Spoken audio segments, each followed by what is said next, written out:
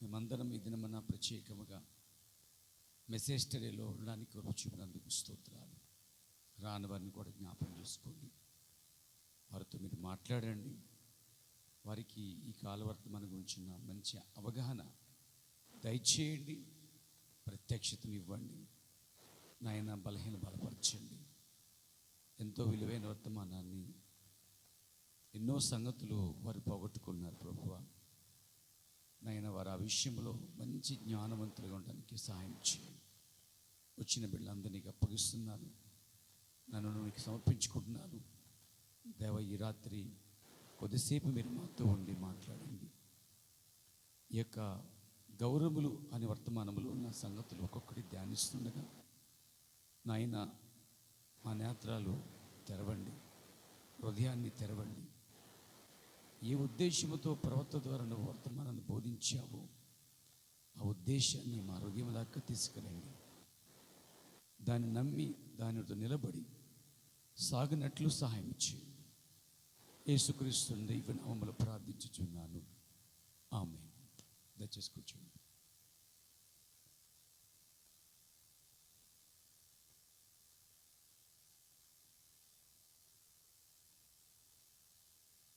దేవుని పరిశుద్ధ నామానికి మహిమ కలుగుగాక.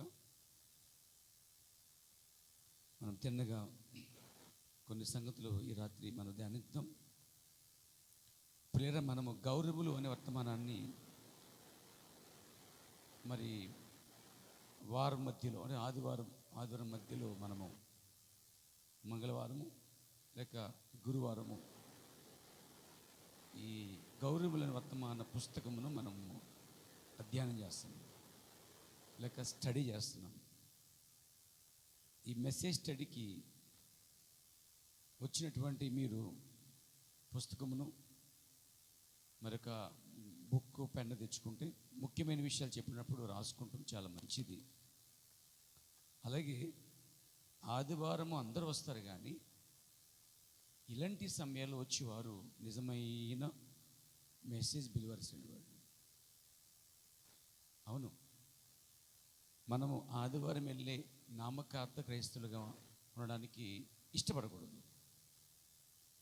దేవుని ప్రవక్త అంటాడు, జపస్థాని వీడిలో ఈ సంఘం యొక్క తలుపులు ఎప్పుడు తెరబడి ఉంటాయి అన్నాడు. ఎప్పుడు కోట జరుగుతూ ఉండేది అన్నమాట. వర్తమానము ప్రకటించబడుతూ ఉండేది. దేవుడు ప్రవక్త ద్వారా సంఘముకు వర్తమానాన్ని దేవుడు అందించడం జరిగింది. ఈరోజు ఒక ఆదివారం వచ్చి ప్రభు వచ్చేసరికి ప్రిపేర్ ఎత్తబడతారనుకుంటే మోసకరమండి. ఈ రోజుల్లో కొందరికి ఆదివారం రావటమే బద్ధకం. అసలు వారు ఎత్తబడతారా, శ్రమలోకి వెళ్ళిపోతారా అని ఒక ప్రశ్న నా హృదయంలో ఉందన్నమాట. ఎందుకంటే బాప్తీసం అనేది మనలను సహవాసంలో తీసుకొస్తుంది అంటండి. ప్రవక్త చెప్పాడు, మారు మనసేమో మనలను లోకములోంచి వేరు చేస్తుందట. నీటి బాప్తీసమేమో ఒక సంఘములోనికి చేరుస్తుందట. పరిశుద్ధాత్మ బాప్తీసం అయితే పొందినట్లయితే ఆ పరలోకంలోనే జన్మిస్తామంట. కాబట్టి నేను మారుమనసు పొందాను, మారుమనసు ఉంటే సరిపోద్ది అంటే సరిపోదు అన్నమాట. నేను బాప్తీసం పొందేశాను కాబట్టి పర్వాలేదు, నేను సంఘ సభ్యుడిని, అప్పుడప్పుడు వెళ్ళినా పర్వాలేదు అనుకుంటే డినామినేషన్ స్పిరిట్ అనేది. ఆ నామక సంఘాలు, ఆ డినామినేషన్స్ కూడా అంతే. వాళ్ళు స్థానం తీసుకుంటారు అన్నమాట. ఒక సంఘంలో తీసుకుని అది మా సంఘం అని చెప్పుకుంటారు, మా పార్ష అని చెప్పుకుంటారు, కానీ సంఘమందు జరిగేటువంటి కార్యక్రమంలో వారు పాల్గొనరు. పేరుకి మాత్రం ఆ పాస్టర్ సంఘం మాది అని చెప్తారు. వాళ్ళు ఎప్పుడెప్పుడు వస్తారంటే కొన్ని పండగలకి, ప్రత్యేకమైనటువంటి కార్యక్రమాలకి, ఇలా పెళ్ళిళ్ళు సందర్భాలు మాత్రమే అటెండ్ అవుతారన్నమాట. అయితే వర్తమానంలో విశ్వాసులు అలా ఉండడానికి అవకాశాలు లేవు. ఆ విధంగా అలవాటు పరచుకోవద్దు, ఆ విధంగా ఉండడానికి ఇష్టపడవద్దండి. మనం ఇంకా వాళ్ళని దాటి ముందుకు వెళ్ళే అవసరం ఉందండి. దేవునికి స్తుతి కలుగాక. కాబట్టి మనం తప్పనిసరిగా ఇలాంటి ప్రత్యేకమైన మెసేజ్ స్టడీకి వచ్చినప్పుడు అదనపుగా ఇక కాస్త ఎక్కువ మోతాదు ఆహారం దొరికింది అనమాట. స్ట్రాంగ్గా బలపడ్డ అవకాశాలు ఉంటాయి. ఇంకా చెప్పంటే డీప్ అండ్ డీప్ అంటే లోతు నుంచి లోతుకి వెళ్ళే అవకాశాలు ఈ స్టడీలో ఉంటాయి అన్నమాట. కాబట్టి జాగ్రత్తగా ఉండడానికి ప్రయత్నం చేయాలి. కాబట్టి జ్ఞానం చూడండి, చీమలు అంటే అండి చాలా జ్ఞానం గలవాటండి. చీమలు జ్ఞానం గలవాటండి. అవంటండి ఆహారాన్ని సమకూర్చుకుంటములో జ్ఞాని అయిన సొలొమోను చెప్తున్నాడు, ఒక సోమరి చీమల దగ్గరికి వెళ్ళి అది చూచి ఆహారం ఎలా సమకూర్చుకోవాలో నేర్చుకోమన్నది. ఆత్మీయంగా సోమరితనం వచ్చినప్పుడు మరి వాళ్ళు ఆహారం అంటే వాక్యాన్ని అంతగా సమకూర్చుకోరన్నమాట. ఆహారం సమకూర్చుకోలేనటువంటి వారు ఎవరంటే బైబిల్ ప్రకారంగా ఆత్మీయంగా వారు సోమరులండి. బైబిల్ చెప్తుంది, సోమరుల గురించి బైబిల్ చాలా స్పష్టంగా చెప్తుందండి. రాను రాను విశ్వాసులు సోమరులుగా తయారవ్వకూడదు. దాని అర్థం ఏంటంటే భౌతికమైన ఇద్దరి కోసం నేను మాట్లాడట్లేదని మీకు తెలుసు. మెలకు అంటే భౌతికమైనది కాదు, ఆత్మ సంబంధంగా సంఘమందు జరిగేటువంటి కార్యక్రమాలకి మెలకు ఉండాలి. ఆహారం సంపాదించుకోవడానికి జ్ఞానం ఉండాలి. అందుకే జ్ఞాని అయిన సొలొమోను ఈ అజ్ఞానుల్ని, బుద్ధిహీనుల్ని, సోమరుల్ని గద్దిస్తూ ఏం చెప్పాడంటే, మీరందరూ ఆ చీమల వద్దకు వచ్చి చూసి నేర్చుకోని అంటాడండి. ఒక సోమరి చీమల వద్దకు వచ్చినప్పుడు ఏం కనిపిస్తుంది అంటే, చీమలు చక్కగా క్రమాన్ని కలిగి ఉంటాయి. తర్వాత ఆహారాన్ని సమకూర్చుకుంటాయి. ఆహారం సమకూర్చుకోవడానికి అవి చాలా కష్టపడతాయి కూడా. తనకన్నా బరువును వారు అవి మోస్తూ ఉంటాయి. అంత ఉంది ఆ సబ్జెక్ట్లో. కాబట్టి ఆత్మ సంబంధంగా కూడా మనము ఆహారాన్ని ఆ చీమల వల్లే సమకూర్చుకోవాలి. అయితే ఆదివారం మాత్రమే వాక్యం విని మనం పరిపూర్ణ అయిపోతాము అని మన ప్రవక్త మనకు నేర్పలేదు. కానీ ఈ వర్తమానం నమ్ముచినట్టు విశ్వాసులు అందరూ కూడా ఆదివారం నాడు ఎలా వస్తున్నారో మిగతా కూటలకు కూడా అలాగే రావాలంటే అలవర్చుకోవాలి. దానికి మనం ప్రిపేర్ అవ్వాలన్నమాట. మన శరీరానికి ఏం నేర్పిస్తే అదే నేర్చుకుంటుంది. వెళ్ళడానికి అది బతికించినప్పుడు దానికి మనము దాన్ని జాగ్రత్తగా కంట్రోల్ తెచ్చుకుంటే, మన మాట మన శరీరం వినగలిగితే నువ్వు దేవుని మందులో కనబడతావు. దేవునికి స్తోత్రం కలిగాక. మంచిది పేరు. ఈ సమయంలో పోయిన సరే మనము అంటే ఈ బైబిల్ స్టడీ కొంచెం గ్యాప్ వస్తుంది కాబట్టి కొన్ని మీటింగ్స్ వల్ల, బయట మీటింగ్స్ వల్ల మళ్ళీ మనం రిమైండ్ చేసుకోవచ్చు. ఒకసారి ఎక్కడ దాకా వచ్చామో ఒకసారి వెనక్కి వెళ్దాం. లాస్ట్ చెప్పండి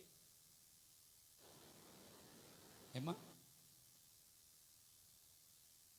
గౌరవం లేని పిల్లల అక్కడ దాకా వచ్చాం కదా. దాని తర్వాత నేను చెప్పుకున్నామా,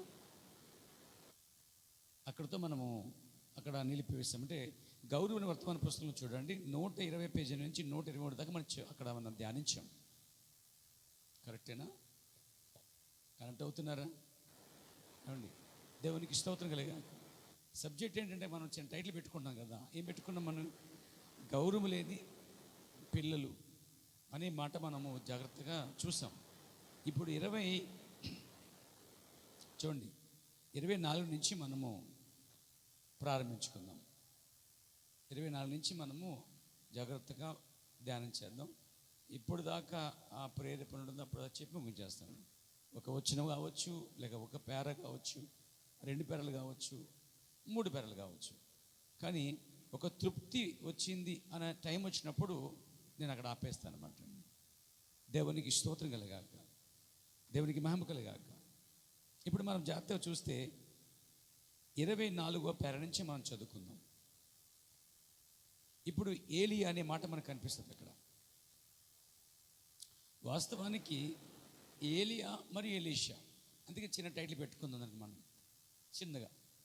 చిన్న సబ్జెక్ట్ జ్ఞాపకం కోసం పెట్టుకుందాం. ఏలియా మరియు ఎలీషా పట్ల అగౌరవ చూపుట, లేదా ఏలియా మరియు ఎలీషా పట్ల అగౌరవపరచుట అంటే గౌరవించకపోవటం. ఏలియాని ఎలీషాని ప్రజలు గౌరవించకపోవటం, అగౌరవపరచుట అనే దానికోసం మనం ధ్యానం చేద్దాం. మనకి మొదటి రాజుల గ్రంథము రెండో రాజుల గ్రంథము చూసినప్పుడు మొదటి రాజుల గ్రంథములో మనకి ఏలియా పరిచర్య కనిపిస్తుంది. తర్వాత ఏలియా చివరి అధ్యాయంకి వచ్చేసరికి ఏలియా గుర్ర రథములతోటి అగ్నిరథములతో ఎత్తబడుతుంటాడు. ఆ తర్వాత అక్కడి నుంచి పరిచర్య కొనసాగించిన పరిచర్య. ఏలియా తర్వాత ఎలీషా అదే ఆత్మ రెండంతుల ఆత్మ కలిగిన వాడిగా ముందుకు వస్తూ ఉంటాడు. అది మనకి ఎక్కడ కనిపిస్తుందంటే మనకి అక్కడ రెండో రాజుల గ్రంథంలోకి వచ్చేస్తున్నప్పుడు రెండో రాజుల గ్రంథంలో 2వ అధ్యాయంలో అక్కడ వారిద్దరూ వారిలో ఒకరు ఎత్తబాటు జరుగుతుంది. అంటే ఏలియా పరములోకి ఎత్తబడుతున్నాడు. ఆ తర్వాత ఎలీషా 2వ అధ్యాయం నుంచి ఏలియా వెళ్ళిపోయిన తర్వాత ఏలియా మీద ఉన్న అదే ఆత్మ ఎలీషా మీద ఉండటం, ఎలీషా అక్కడి నుంచి పరిచయం చేయటం మనకు కనిపిస్తుంది. ఇక్కడ ఇద్దరు ప్రాముఖ్య వ్యక్తులు కనిపిస్తున్నారు. ఒకటి ఏలియా, 2 ఎలీషా. ఏలియా కోసం మనం జాగ్రత్తగా ఆలోచిస్తే ఏలియా బైబిల్ ప్రకారంగా 5 సార్లు రావాల్సి ఉంది. ఇప్పుడు మనం చెప్పుకోబోతున్న ఆ ఏలియా తిష్బీయుడైన ఏలియా. బైబిల్ ప్రకారంగా అతని యొక్క పుట్టుపూర్వోత్తరాలు ఏమీ చెప్పబడలేదు. అతని గోత్రం కార్యాలు ఏమీ చెప్పబడలేదు. జస్ట్ అతడు అరణ్యవాసి, అరణ్యంలో ఉండేవాడు, అంతవరకే రాయబడింది. తిష్బీయుడైన ఏలియా. దేవుడికి ఆత్మ అతనికి వచ్చినప్పుడు ఆ ఏలియా ముందుకు రావటం, దేవుడు చెప్పడం, వెళ్ళిపోవటం జరుగుతుంది. ఏలియా ఆ పరిచయం అయిన తర్వాత అదే ఆత్మ ఎలీషా మీద పనిచేస్తుంది. ఎలీషా కూడా ఏలి ఆత్మ గలవాడిగా ఉండి అవే కార్యాలు, అవే అద్భుతాలు చేస్తూ ముందుకెళ్ళాడు. ఆ తర్వాత 3వసారి అదే ఆత్మ కొత్త నిబంధనలో యేసు ప్రభు యొక్క మొదటి రాకడికి ముందుగా వచ్చినటువంటి బాప్తిమిచ్చు యోహాను మీద ఏలి ఆత్మ ఉన్నట్టు మన బైబిల్లో గ్రహించగలుగుతాం. ఇప్పటికి ఆయన 3వసారి ఏలి ఆత్మని 3వసారి దేవుడు వాడుకుంటే మనం చూస్తున్నాం. మొదటి రాకడికి ముందుగా బాప్తిమిచ్చు యోహాను ఎవరంటే యూదుడండి, మర్చిపోకండి. ఆ యూదుడి మీద ఏలి ఆత్మ పనిచేసింది. ఆ తర్వాత యేసుక్రీస్తు సువార్త చెప్పిన తర్వాత, ఆయన చనిపోయిన తర్వాత అదే ఆత్మ మళ్ళీ పరిశుద్ధాత్మ శిష్యుల మీదకి వచ్చినప్పుడు శిష్యులు, అపోస్తులు ఆ కాలంలో సువార్త ప్రకటించుకుంటూ ప్రపంచమంతా ఆయా చోట్లకి వెళ్ళారు. ఆ తర్వాత తరం అలా చూసినట్లయితే తర్వాత పౌలు పట్టబడుతున్నాడు. పౌలు యూదా దేశం నుండి యెరూషలేము యొక్క యూదా దేశంలో నుండి పౌలు ప్రత్యేకంగా అన్యపట్టణమైనటువంటి ఎఫెసుకి దేవుని ఆత్మ చేత పంపబడతాడు. అక్కడి నుంచి దేవుడు యూదుల్లోంచి అన్యులేపుతున్నట్టుగా మనం చూస్తున్నాం. అంటే దేవుడు అన్యుల్లోంచి ప్రత్యేకముగా కొంతమందిని ఏర్పరచుకోవడానికి దేవుడు సమయాన్ని కేటాయిస్తున్నాడు. సో ఎఫెసు అనేటువంటి ఆ పట్టణానికి పౌలు రావటం, సేవ ప్రారంభించడం కనిపిస్తుంది. పౌలు మొదలుకొని పౌలు తర్వాత ఐరెనియస్, మార్టిన్, కొలంబా, ఆ తర్వాత జాన్ వెస్లీ, ఆ తర్వాత మనం చూస్తున్నప్పుడు రెండో రాకడికి మనం సమీపించాం. మొదటి అన్యుల కాలాల్లో చివరి కాలము లౌదిక సంఘకాలం. ఈ లౌదిక సంఘకాలం యొక్క చివరి భాగం మనకు వచ్చేసినట్లయితే యేసుప్రభు యొక్క రెండో రాకడికి ముందున్నాం. మనం యేసుప్రభు యొక్క రెండో రాకడికి ముందుగా మనం ఉన్నాం కాబట్టి, యేసుప్రభు పెండ్లి కుమారుడుగా ఉన్నాడు కాబట్టి యేసుక్రీస్తుని ఎదుర్కొనడానికి అన్య వధువును సిద్ధపరచడానికి పంపబడినటువంటి వ్యక్తే William Marion Branham, brother Branham. ఆ శరీరాన్ని ఎలీషాని వాడుకున్నట్టు, బాప్తిమిచ్చు యోహాన్ని వాడుకున్నట్టు, ఇప్పుడు ఆ శరీరాన్ని దేవుడు యేసుప్రభు రెండో రాకడికి ముందుగా యేసుక్రీస్తుని పెండ్లి కుమారునికి, ఒక పెండ్లి కుమార్తెని ప్రిపేర్ చేయడానికి, సిద్ధపరచడానికి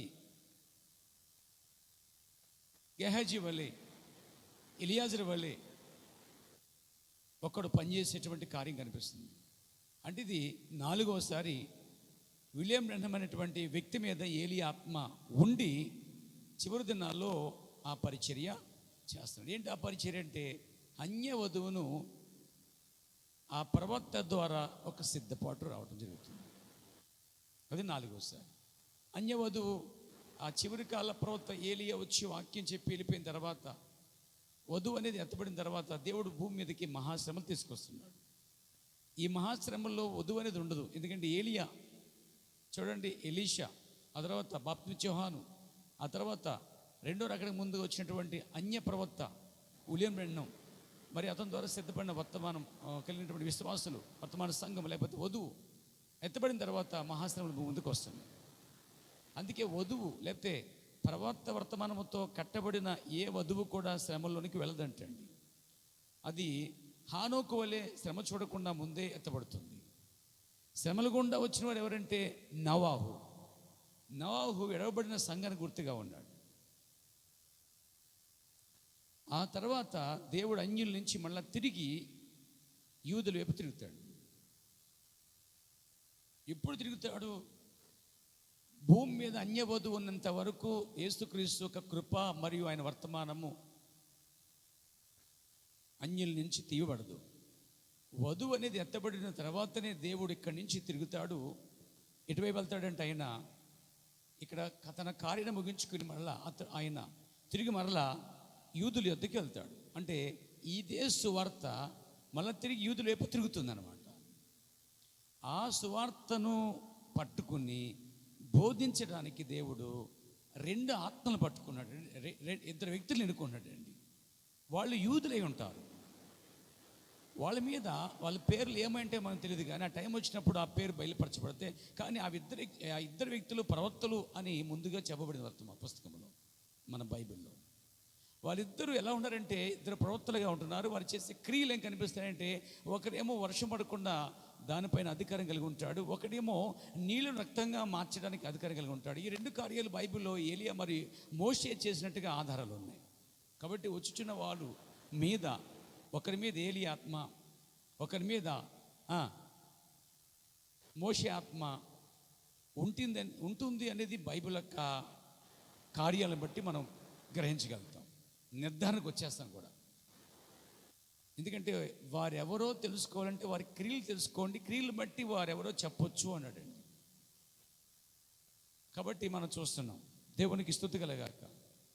కాబట్టి ఆ ఇద్దరు ప్రవక్తల్లో మోషేతో వచ్చేవాడు ఐదోసారి ఏలియా ఆత్మ కలిగిన ఒక వ్యక్తి. కొందరు ఇద్దరు అంజులు అనుకుంటున్నారు. లేదు, అంజులు కాదు, వాళ్ళు ఖచ్చితంగా యూదులై ఉంటారు. ఎందుకంటే యూదుల మధ్య పరిచయం చేయడానికి వాళ్ళే సరైన వాళ్ళు. ఎందుకంటే ఒక అన్య ప్రవక్త యూదుల దగ్గరికి వెళ్ళి సువార్త చెప్పడానికి దేవుడు అవకాశం లేదు. ఇటు నుంచి వెళ్ళినప్పుడు దేవుడు అనుమతి ఇవ్వలేదు. అయితే దేవుడు తిరిగి అటు వెళ్ళినప్పుడు ఎవరు సిద్ధపరచగలుగుతాడంటే అతను ఒక యూదుల్ని 1,44,000 మందిని సిద్ధపరచడానికి ఆ యొక్క యూదుల్లోంచే ఇద్దరు ప్రవక్తలు ఇస్తారు. ఆ ఇద్దరు ప్రవక్తల మీద రెండు ఆత్మల అభిషేకం వస్తుంది. ఎలా అనొచ్చు? ఏలియా వెళ్ళిపోతున్నప్పుడు అదే ఆత్మ ఎలా అయితే వారి మీదకి వచ్చిందో, ఆ ఇద్దరు ఆత్మలు, ఆ ఇద్దరు యొక్క ప్రవక్తల ఆత్మలు అనగా మోషే మరియు ఏలియా యొక్క ఆత్మలు వారి మీద పనిచేస్తాయి. అప్పుడు వారి సేవ కూడా బైబిల్ రాయబడింది. వారు ఎంతకాలం సేవ చేస్తారంటే 1260 దినములు భూమి మీద వారు సేవ చేస్తారు. 1260 దినములు అంటే 42 నెలలు, అనగా 3.5 సంవత్సరముల లెక్క ప్రకారం. అంటే వారి సేవ కూడా ఇంతని చెప్పి బైబిల్ చాలా స్పష్టంగా మనకు కనిపిస్తుంది, చాలా క్లారిటీగా. అయితే ఆ పరిచర్య ఎప్పుడు జరిగిద్దంటే అన్య వధువు అనేది భూమి మీద తీయబడిన తర్వాత ఆ పరిచర్య ప్రారంభించబడుతుంది. దేవునికి స్తుతి కలగాలి. కాబట్టి ఏలి అనే దేవుడు 5 సార్లు వాడుకుంటంలో ఒక అర్థం ఉంది. సరదాగా వాడుకుంటలేదు, కానీ దేవుడు ఏలియా ఆత్మను 5 సార్లు వాడుకుంటానికి దేవుడు నిర్ణయించుకున్నాడు, తన గ్రంథంలో రాసుకున్నాడు, ఆ కొమ్మరి తన ఇష్ట ప్రకారంగా వాడుకుంటున్నాడు. అయితే బైబిల్లో మోషేని కూడా 2 సార్లు వాడుకున్నట్టు మనం చూడగలుగుతాం. దేవునికి స్తుతి కలిగాక. ఎంతమంది నమ్ముతున్నారు పేరు? ఎగ్జాక్ట్లీ అలాంటి ఏలియా ఈ భూమి మీద ఉన్నప్పుడు, అలాంటి ఏలియాని వెంబడిస్తున్నటువంటి ఎలీషా ఉన్నప్పుడు ప్రజలు వారిని గౌరవించకపోవడం అనేది ఇక్కడ మనం చూస్తున్న కార్యం. దేవుడు ప్రవక్తల్ని ఉద్దేశముతో పంపిస్తున్నాడండి. ప్రజలు దాన్ని ఎరుగక వచ్చిన ప్రవక్తల్ని కొట్టడం, చంపడం, రాళ్ళు ఎత్తి కొట్టడం, సరసలో వేయించటం, సంఖ్యలతో బంధించటం, లేక చంపవేయటం, లేక త్రోసివేయటం అనేది ఎక్కువ మనకి కనిపిస్తుంది బైబిల్లో. అదే విధముగా దేవుడు ప్రవక్తలు పంపినప్పుడు ఎవరి కోసమైతే దేవుడు ప్రవక్తలు పంపుతున్నాడో ఆ ప్రవక్తల్ని వారే ధిక్కరించి నిరాకరిస్తే దేవునికి ఉగ్రత వారి మీద ఎందుకు రాదు? ఖచ్చితంగా వస్తుంది. అవును, మనం చూస్తాం. మోషే అనే ప్రవక్తను దేవుడు పంపినప్పుడు, లేక ఇరిమి అనే ప్రవక్తను దేవుడు పంపినప్పుడు, ఇలా ప్రవక్తను దేవుడు పంపినప్పుడల్లా ఇశ్రాయేలు ఎప్పుడైతే వారిని తిరగబడి చేసి వారిని గౌరవించకపోవటం, చేర్చుకోకపోవటం అనేది జరుగుతుందో, అప్పుడు దేవుడు ఏం చేస్తాడు? కోపించి వారి మీదకి పక్క దేశాల్లో ఉన్నటువంటి శత్రువుని లేపి వారి మీద దాడి చేస్తుండేవాడు. అంటే దేవుడే యుద్ధం జరిగించేవాడు. దేవుడే వారి మీదకి ఒక నెబుకద్నెజరునో, ఒక టైటస్ లాంటి వాడినో, లేకపోతే ఒక అన్య రాజును లేపి వారికి బుద్ధి చెప్పేవాడు అన్నమాట అండి. అందుకే ఒక మాట్లాడే ప్రవక్త, దేవుని మనం సరిగా ఆరాధించకపోతేనంటండి, క్రమముగా పద్ధతిగా ఏ దేవునైతే మనం ఆరాధిస్తున్నామో ఆ దేవుడే ఆరాధన విషయంలో సరిగా లేకపోతే ఆ దేవుడే వారినంట ఖచ్చితంగా వారికి బుద్ధి చెప్తాడంటండి. కాబట్టి మనం ఇక్కడ చూస్తున్నాం, దేవుడు ప్రవక్తల్ని పంపినప్పుడు ప్రజలు గౌరవించకపోవటం అనేది ఇక్కడ మనం నేర్చుకుంటున్నాం కార్యం. వాళ్ళు గౌరవించకపోనందున ఎంత నష్టపోతున్నారు అనేది ఈ పుస్తకంలో విషయాలండి. అందుకే దేవుని ప్రవక్త గౌరవులని వర్తమానంలో రెండు విభజిస్తున్నాడండి. అందులో ఒక వర్గం వారు ప్రవక్తని గౌరవించుట, ఇంకో వర్గం వారు ప్రవక్తల్ని నిరాకరించుట. ఈ పుస్తకంలో రెండు భాగములు. అంటే ప్రవక్తల్ని గౌరవించిన వారు ఉన్నారు, ప్రవక్తని గౌరవించకుండా ఉన్నటువంటి వారు కూడా ఉన్నారు. అగౌరవపరిచిన వారికి ఏం జరిగిందో చెప్పబడింది, గౌరవపరచబడిన వారికి ఏం జరిగిందో చెప్పబడిందండి. ఇక్కడ గౌరవము మరియు అగౌరవము. గౌరవించిన ప్రవక్తల్ని, దేవుని ప్రవక్తల్ని, దైవ జనులను గౌరవించేటువంటి వారిని కనిపిస్తారు, దైవజనుడిని లేక ప్రవక్తల్ని గౌరవించిన వారు కనిపిస్తారండి. ఈ రెండింటిని బట్టి మనం చాలా సంగతులు నేర్చుకుంటాం. దాన్ని బట్టి మనం చాలా సరిదిద్దపడతాం, చాలా చక్కదిద్దుకుంటాం. కరెక్షన్స్ చాలా జరుగుతాయి అన్నమాట. ఈ వర్తమానం చాలా రక్షించబడిన వారికి వర్తమానంలో ఉన్నటువంటి వారిని ఇది చాలా సదును చేసి సరిచేసి ఎలా ఉండదంటే చెప్పాలి, ఇది ఏలియా వర్తమానం కాబట్టి ఎత్తెనిది పల్లముగాను, కరికెనిది సమముగాను, లోతెనిది పొడిచినట్టుగాను ఉంటుందట. అంటే ఏలియా వర్తమానము ఎత్తునేమో తక్కువ చేస్తుంది, తక్కువనేమో పూర్తి చేస్తుంది, గరుగున్నదేమో చక్కగా నున్నగా చేస్తుంది. దాని మీద ప్రజలు నిదానంగా నడవడానికి అవకాశాలు ఉన్నాయి. దేవునికి స్తుతి కలగాలి. వింటున్నారు ప్రియారా? కాబట్టి ఉత్తమమైన వర్తమానం అండి ఇది. ఇప్పుడు మనం చూద్దాం 134 నుంచి మనం చూద్దాం. దానిని వారు అగౌరవపరిచిరి, ఏలియాను నమ్మనందున ఎలీషాను కూడా వారు అగౌరవపరిచిరి. ఏలియాని వారు నమ్మలేదట. ఏలియా దినాల్లో రాజుల గ్రంథంలో ప్రజలు, ఎవరా ప్రజలంటే మా దేవుడు యెహోవా అని చెప్పుకున్నవారు, యాజకుల్ని, బోధకుల్ని, శాస్త్రుల్ని కలిగినటువంటి ప్రజలు. ఇంకా చెప్పాలంటే వారు కూడా భక్తులే, వారు కూడా ధర్మశాస్త్రం పట్టుకొని చదువుతున్నవారే, వారు కూడా మీ వల్లే లేక మన వల్లే ఒక ఆరాధన స్థలం కలిగిన వారే.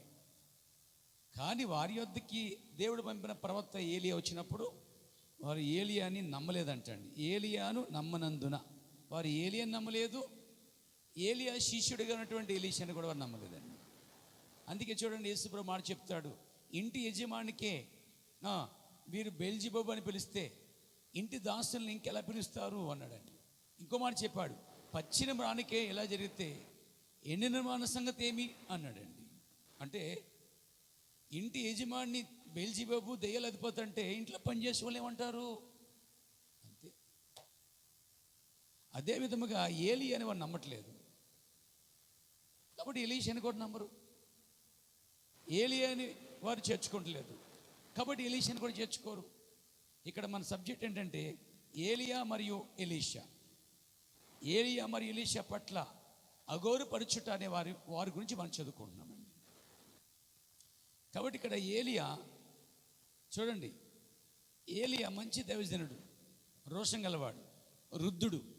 అతన్ని తర్వాత పరిచర్య కోసం దేవుడు చెప్పాడు ఏలియాకి, పోయి నువ్వు ఎలీషాను అభిషేకించమని. కాబట్టి ఎలీషా ఎన్నిక చేయబడినట్టు ప్రవక్త. ఏలియా దేవుని చేత పొమ్మని ప్రవక్త. ఇద్దరు దేవుని చేతిలో వాడబడే పాత్రలు చెప్పాలంటే. కాబట్టి ఏలియాని ప్రజల వారు అర్థం చేసుకోలేదు, గ్రహించలేదు. చెప్పాలంటే ఆ దేశంలో ఆ అబద్ధ ప్రవక్తలు చేర్చుకోలేదు, ప్రజలు చేర్చుకోలేదు. ఆ దేశాన్ని పరిపాలించేటువంటి అహాబు నమ్మలేదు. ఆ దేశాన్ని పరిపాలించే రాణి యెజబెలు అనేటువంటి ఆ వ్యక్తి కూడా ఈ యొక్క ఏలియా అనే ప్రవక్తని ఎన్నడూ కూడా గౌరవించడం అనేది కనిపించడం లేదు. ఇలాంటి వారు ఇంకా ఉంటారండి అక్కడక్కడ. ఇలాంటి వారు కనిపిస్తూ ఉంటారు. ఇక చూడండి, ఏలియాని వారు నమ్మలేదు, ఎలీషాను కూడా వారు నమ్మలేదు. ఏలియాని గౌరవపరచలేదు, గౌరవించలేదు. ఎలీషాను కూడా వారు గౌరవించట్లేదు. ఇక్కడ చూడండి, యేసుక్రీస్తుని ద్వేషించేవారు ఎవరైతే ఉంటారో యేసుక్రీస్తుని వెంబడించేవారు కూడా ద్వేషిస్తారండి. ఏలియా ప్రవక్తని నమ్ముతున్న ప్రజలు ఎవరైతే ఉంటారో ఆ ఎలీషాను కూడా వారు ద్వేషిస్తున్నారండి. ఇక్కడ మనకి ఏలియా ఒక ప్రవక్తగా ఉన్నాడు, ఎలీషా ఒక సంఘముగా ఉన్నది. ఇంకా చెప్పండి, ఏలియా యేసుక్రీస్తు గుర్తుగా ఉన్నాడు, మరి ఎలీషా సంఘానికి గుర్తుగా ఉన్నాడు. ఇంకో కోణంలో ఏలియా విలియం బ్రన్హాం గుర్తుగా ఉన్నాడు, ఎలీషా ఇప్పుడు ఎంటే మెసేజ్ బిలివరికి గుర్తుగా ఉన్నాడు. ఏలియా ఎలీషా ఉన్న దినాల్లోనే యెజబెల్ ఉందండి. అలాగే ప్రవక్తన దినాలు మొదలుకొని వధువు భూమి మీద ఉన్నంత వరకు కూడా యెజబెల్ అనేది రోమన్ క్యాథలిక్గా మనకు కనిపిస్తూ ఉంది. ఇక్కడ అర్థమైంది మీకు? ఇప్పుడు అక్కడ ఒక యెజబెల్ కనిపిస్తుంది, అక్కడ ఒక రాజు కనిపిస్తున్నాడు. దాన్ని ఈ కాలానికి అన్వయించగలిగితే ఇప్పుడు రాజు రాజకీయమై ఉన్నది. యెజబెలు నామకార్థమైన సంఘానికి, వేషలన్నిటికీ తెల్లైనటువంటి గుర్తుగా ఉంది. ఈ రెండింటికి వ్యతిరేకంగా మాట్లాడేవాడు ఎవరంటే ఈ కాలంలో రెవరెండ్ విలియం బ్రన్హాం అంటాను నేను, గౌరవనీయుడైనటువంటి విలియం బ్రన్హాం చెప్తున్నాను. ఇప్పుడు ఆ వర్తమానాన్ని నమ్మి చేర్చుకునేవారు ఎవరంటే ఆ రోజు ఏలియాని నమ్మి ఏలియాని వెంబడించినటువంటి ఎలీషా ఎంతో, ఈరోజు ప్రవక్తను నమ్మి ప్రవక్తను వెంబడించేటువంటి వారు ఎవరైతే ఉన్నారో వారు ఎలీషాకు స్థానమైనది. అది సంఘమైనది లేక వధువైనది. దేవునికి స్తుతి కలుగాక. చూద్దాం ఏంటి ఇక్కడ ప్రాబ్లం వారికి. ఎందుకనగా ఆత్మ అతనిపై ఉన్నది. ఎలీషా మీదంటే ఆత్మ ఉన్నదట. దేవునికి స్తోత్రం కలుగాక. ఏ పరిశుద్ధాత్మ అయితే విలియం బ్రన్హాం మీద ఉన్నదో అదే పరిశుద్ధాత్మ ఈ యొక్క వర్తమానం వచ్చిన వారి మీద కూడా ఉండాలి.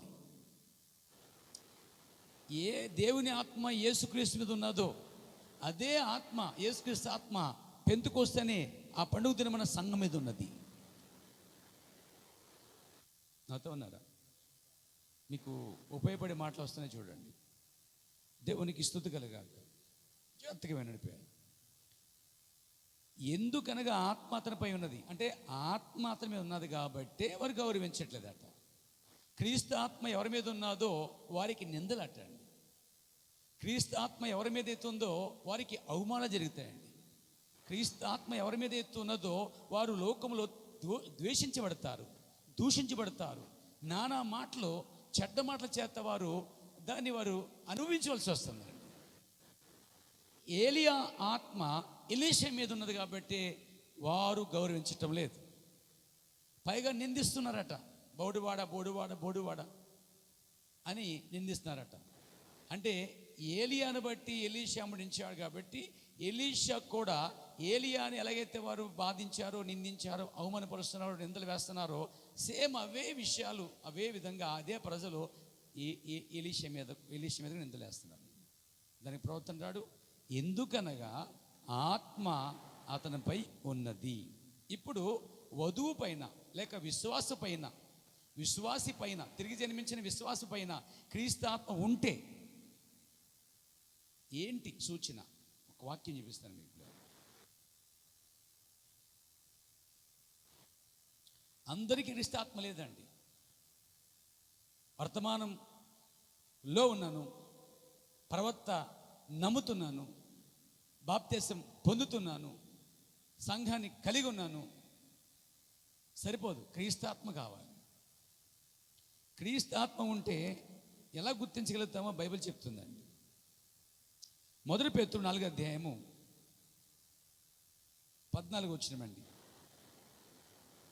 క్రీస్తు నామము నిమిత్తము మీరు నిందల పాలైన ఇది గమనించండి. మహిమా స్వరూపైన ఆత్మ అనగా దేవుని ఆత్మ మీ మీద నిలుచున్నాడు, మీ మీద లేకపోతే మీలో ఉంటున్నాడు కాబట్టి ధన్యులు.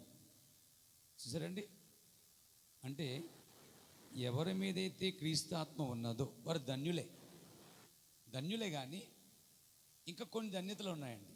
మత్తయి సువార్త 5వ అధ్యాయం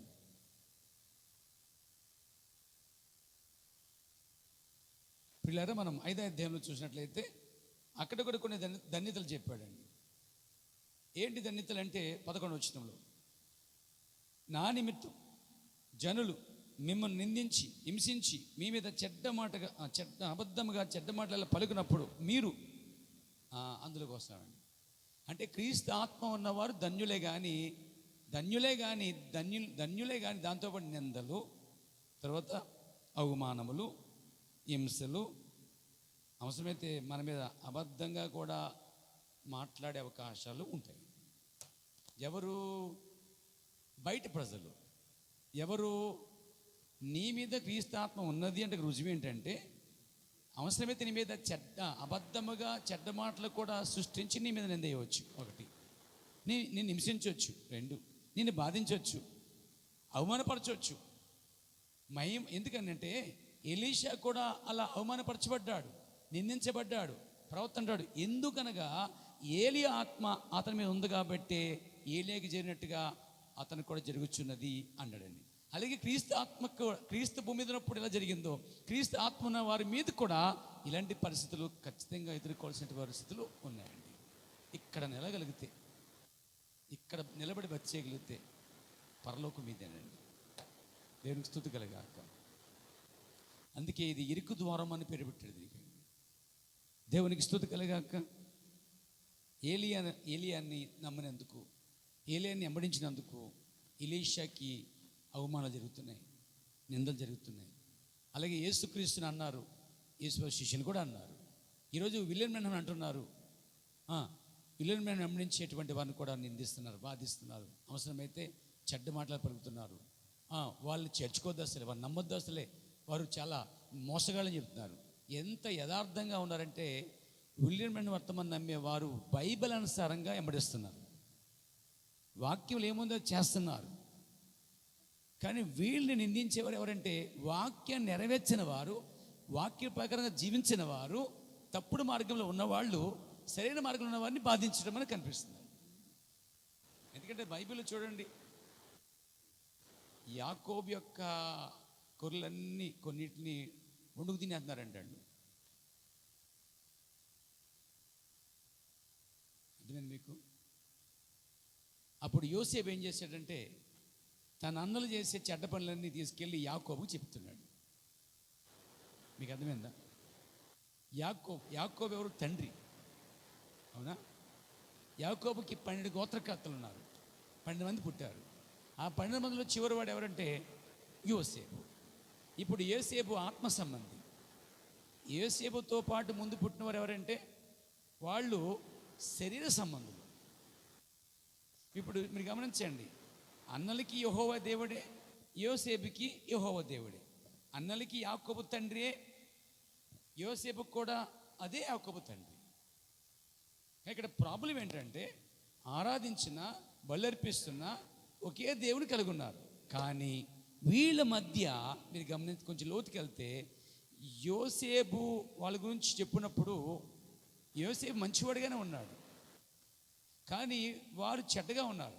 ఎందుకంటే వారు తండ్రి గొర్రెల్ని కొన్ని చెంపుకు తినేస్తారట. వచ్చి నాయనా మేము అరణ్యంలో అడవిలో ఉండగా మాకు తెలియకుండా మందలో గొర్రె పిల్లని సింహం ఎత్తుకుపోయి చంపేసింది, ఇదిగో గుర్తులు అన్నారట. తినేసిన సింహాలు ఏనండి, అలాంటి అబద్ధాలు ఆడారండి. ఈ సంగతులన్నీ జాగ్రత్తగా తెలుసుకొని సమాచారం అందించే ఎవరంటే ఈయన యోసేపు అండి. ఇప్పుడు నిందలన్నీ అవమానాలు ఇప్పుడు యోసేపుకి ఎవరు వేస్తారంటే, ఎవరు చెడ్డగా ఉన్నారో వారే నిందిస్తున్నారు యోసేపుని. ఎవరు వంకరగా ఉన్నారో, ఎవరు కరెక్ట్గా లేరో వారు మాత్రమే యోసేపుని బాధిస్తున్నారు. మీరు గమనిస్తే, ఇంకో కోణం ఆలోచిస్తే, ఇంకో టైపుకి మనం ఆలోచిస్తే, శాస్త్రులు పరిచయ సద్దుకీలు కనిపిస్తారు మనకి. శాస్త్రుల సద్దుకీలు పరిచయాలు అందరూ మనం చూస్తుంటే వాళ్ళందరూ కూడా భక్తి చేస్తున్నారు. వాళ్ళతో పాటు ఉన్నటువంటి శిష్యులు వాళ్ళు కూడా భక్తి చేస్తున్నారు. ఒకే దేవుని కలిగి ఉన్నారు, ఒకే జాతి, ఒకే ధర్మశాస్త్రం, ఒకే దేవుడు. కానీ ఆ మతపరమైన మధ్య రెండు వర్గాలు ఉన్నారండి. ఆ మతపరమైన మధ్య ఒకటి ఆత్మ సంబంధమైన వారు, ఒక గుంపు వారు. ఒకరేమో భక్తి చేస్తున్నట్టుగా కనిపిస్తున్నారు, కానీ వాళ్ళే భక్తి చేసి వాక్యానుసారంగా యేసుని చేర్చుకొని, వాక్యానుసారంగా వారు సమర్పించుకొని, వాక్యానుసారంగా సువార్త చెప్పుతూ, వాక్యానుసారంగా స్వస్థపరుస్తూ, వాక్యానుసారంగా వారు ఏది చేసినా వాక్యానుసారంగా బాప్తిసమైన ప్రవృత్తిపైనమైన మరి వారు ఏం చేసినా అన్ని వాక్యాలు సరిపోతున్నట్టుగా, ప్రవక్తలు చెప్పినట్టుగా అన్నీ సరిపోతుంటే, వీళ్ళు మాత్రము ఆ వాక్యం నమ్ముచున్న వారిని బాధించడం మనకు కనిపిస్తుంది. అందుకనే చూడండి, ఆ శాస్త్ర పరిచయాన్ని వారి యాజకులు ఏం చేయారంటే, రోజున ఈ వాక్యానుసారంగా స్వస్థపరిచినందుకు, సువార్త చెప్పినందుకు ఈ శిష్యుని తీసుకెళ్ళి జైల్లో వేసారండి. బైబిల్ అంతట్లో మీకు కనిపిస్తుందండి, మతపరమైన వారి మధ్య సరైన ఆత్మ సంబంధాలు ఉన్నారు, వారిని బాధించేవారు నామకార్థులు కూడా కనిపిస్తుంది. కాబట్టి ఇక్కడ ఏలియా మరి ఎలీషా, ఏలియాకి జరిగిన అవమానాలే, ఏలియాకి జరిగినటువంటి నిందలే సేమ్ ఎలీషా కూడా పొందుకున్నాడు. యేసుప్రభు పొందుకున్న అవమానాల నిందలే యేసుప్రభు నుంచి శిష్యులు పొందుకున్నారు.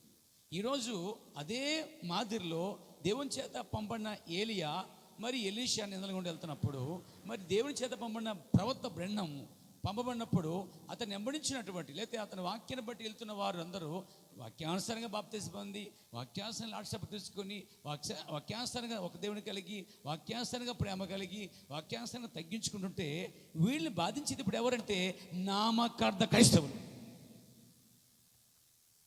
డినామినేషన్ పీపుల్ అందరూ యోసేపు మీద ఎలాగైతే కత్తి కట్టారో, పగబెట్టారో, ఈరోజు నామకార్థ సంఘ సేవకులు, విశ్వాసులందరూ వధువు మీద, వర్తమానం మీద ఉన్న ప్రజల మీద వారు ఒక విరోధ భావం కలిగి ఉన్నారు. ఎందుకని?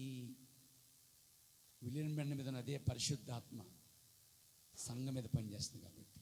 దేవునికి స్తోత్రం కలిగాక. అతడు వెళ్ళి తన దుప్పటితో యోర్దాను కొట్టగా యోర్దాను త్రోవ ఇచ్చాను. ఇంకా వెళ్ళి ఏలియా చేసిన అద్భుతం వంటివే అతడు చేశాను. ఏలియా చేసిన అద్భుతాలని ఎలీషా చేశాడు. యేసు ప్రభు చేసిన అద్భుతాలని శిష్యులు చేశారు. ఇప్పుడు శిష్యులు చేసిన అద్భుతాలు, లేక యేసు ప్రభు చేసిన అద్భుతాలు ప్రవక్త చేశాడు. అవునా? ప్రవక్త చేసిన అద్భుతాలు ఇప్పుడు సంఘం కూడా చేయాలి. సంఘం చేస్తుంది. సంఘము అనే సంఘము ద్వారా పరిచయం జరుగుతుంది. ఏలియా ఏ అద్భుతాలు చేశాడో ఆ అద్భుతాలు ఎలీషా చేశాడు. యేసు ప్రభు ఏ అద్భుతం చేశాడో శిష్యులు అవే చేశారు. ఇప్పుడు ప్రవక్త బ్రహ్మం ఏ అద్భుతం చేశాడో అవే అద్భుతాలు ఆ ప్రవక్తత్వం నమ్ముచ్చు నెంబడిస్తున్న వారికి కూడా వారి మధ్య జరిగి తీరాలి. దేవునికి స్తోత్రం కలిగాక. సరే, ఇక్కడ చూద్దాం. ప్రవక్తల పాఠశాలలో ఉన్న బోధకులందరూ ఏలియా ఆత్మ ఎలీషా మీద ఉన్నదని అని కూడా దేశమంతటా చాటించిరి. అవును, ఉంది. ఎస్, దేవునికి స్తోత్రం కలిగాక.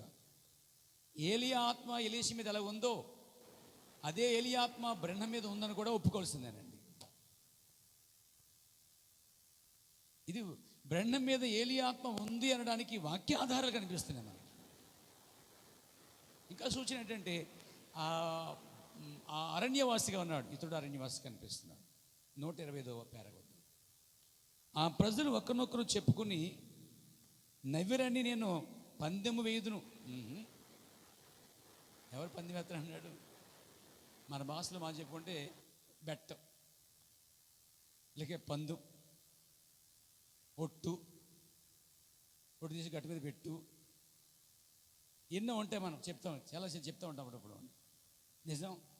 ఇందులో అయితే కసం అంటారు వాటిని, తేలి కసం అంటారు, నీ మీద ప్రామిస్ అంటారు అన్నట్టు. ఆ విధముగా అన్నాడు ప్రవక్త. ఖచ్చితంగా ప్రజలు నవ్వారు, బట్టి ప్రజలు నవ్వారనే మాట ఎలా చెప్పగలుగుతున్నాడు ప్రవక్త అంటే లేఖనానుసారంగా చెప్పగలుగుతున్నాడు. దేవునికి స్తోత్రం కలగాక.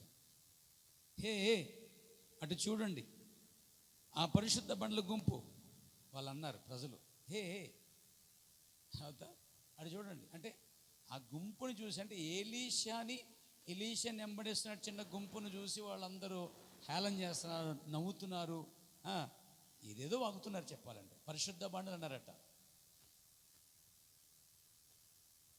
మీలో కొంతమందిని బహుశా లేక మనల్ని యేసునామాలు అంటారు. మనల్ని ఏమంటారండి? మరి ఇప్పుడు యేసునామం తప్పదు ఇంకో నామం ఉందా బైబిల్లో? అలా అన్నవాడిని కాసేపు ఆపి, బాబు మరి మీ త్రిబుల్ నామం అని అడగాలి. 3 నామాల 1 2 3 వేసుకో ఎత్తు. నువ్వు అసలే ఆ నామం తప్ప ఇంకో నామం ఉందా బైబిల్లో? అది అన్ని నామముల కన్నా పైనామన్నప్పుడు మరి యేసునామం అంటే ఎవరిని అంటున్నావు నువ్వు? ఏ నామమైతే నీకు రక్షణ తీసుకొస్తుందో ఆ నామమనే నువ్వు హేళన చేస్తున్నావు. సింపుల్గా వీళ్ళు అంటారండి, కనిపించాడు ఇలా యేసునామం అంటారు. అసలు అన్నవాడిని కాసేపు నిలబెట్టి కడగలిపిస్తాను ఒకసారి. యేసునామం అంటున్నావు, నువ్వు ఏ నామం పుట్టావు? అసలే నీకు అసలు ఏ నామం ఉంది? అసలే యేసు నామం తప్ప ఇంకో నామము, రక్షణాధారమైన ఆ నామం ఇంకెవరికైనా పెట్టబడిందా? బుద్ధిహీన మాట్లాడండి. పరిశుద్ధ బండ్లు అంటారండి, అక్కడ పరిశుద్ధ బండ్లు అన్నారట. తర్వాత మతోన్మోదులు ఇలాగూ చెప్పుచున్నారు. అలా అంటారట. వాళ్ళు ఎలీషా దినాల్లో ప్రజలు అనుకున్న దాన్ని ప్రవక్త వివరిస్తున్న కార్యం ఏంటంటే, చనిపోకుండా ఆ మనుష్యుడు అనగా ఏలియా పరలోకముకు వెళ్ళుట, గుర్రములు దిగవచ్చుట మనకి ఏమీ కనబడలేదే, నిశ్చయముగా వారికి కనబడదు అని ఏమన్నాడు? కనబడదు అన్నాడండి ఆయన. వారు వచ్చి అన్నారట, ఎలీషా గారు, మీ గురువు గారు వెళ్ళిపోయారా? గుర్రాలు వచ్చాయా? రౌతులు వచ్చాయా? ఎందుకంటే ఆ కార్యం చూసింది ఎవరక్కడ? ఆయనే సాక్షి. అది బహిరంగ జరగలేదండి, మరి ఇద్దరి మధ్య జరిగిన కార్యం అది. ఆయన వచ్చి ఇవన్నీ చేస్తున్నప్పుడు, ఏంటి ఇవన్నీ చేస్తున్నావేంటి? ఏలియా ఆత్మ నీ మీద ఉందా? అవును, 2 పాలు ఉందని చెప్పాడు.